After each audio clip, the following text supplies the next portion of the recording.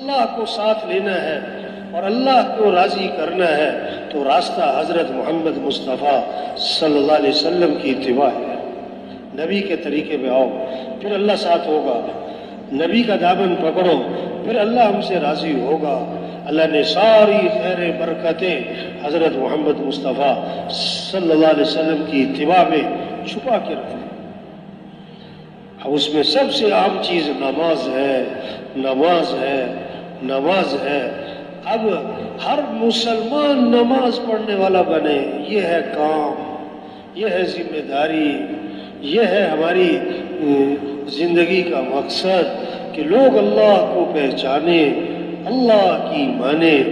فجر میں مسجدیں بھر جائیں، اذان پہ بازار بند ہو جائیں، دکانیں بند ہو جائیں، ہمارا غریب مسجد میں جائے، ہمارا مالدار مسجد میں جائے، ہمارا وزیر مسجد میں جائے، ہمارا جج مسجد میں جائے، ہمارا تاجر مسجد میں جائے۔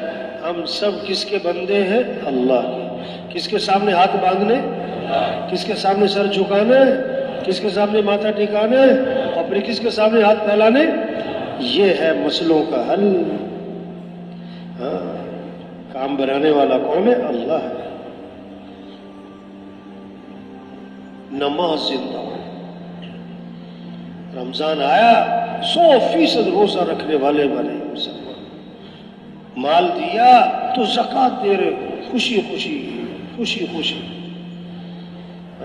اللہ نے مال دیا، اللہ کے گھر جائیں، بیت اللہ حج پہ جائیں، اور جب احرام باندھا تو تلبیہ پڑھ رہے ہیں۔ اور مسئلہ کیا ہے؟ تلبیہ زور سے پڑھو کہ آہستہ پڑھو؟ مسئلہ کیا ہے؟ تلبیہ کیسے پڑھو؟ زور سے، بلند آواز سے۔ کیا پڑھو؟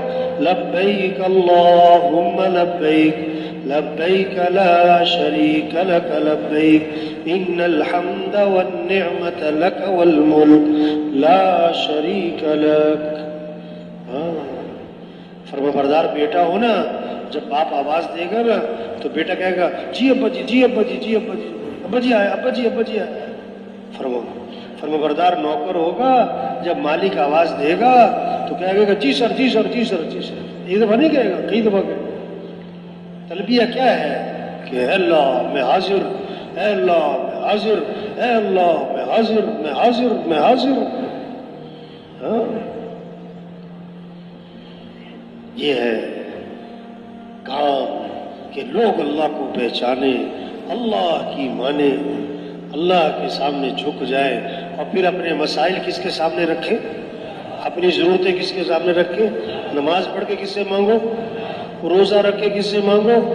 بیت اللہ جا کے کس سے مانگو؟ صفا پہ مانگو، مروہ پہ مانگو، ملتزم پہ مانگو، زمزم پی کے مانگو، اور جب پہلی نظر بیت اللہ پہ پڑے تو کیا کرو؟ مانگو، مانگو اللہ سے۔ وہ ہے مسئلے حل کرنے والا، وہ ہے سارے نظام کو چلانے والا۔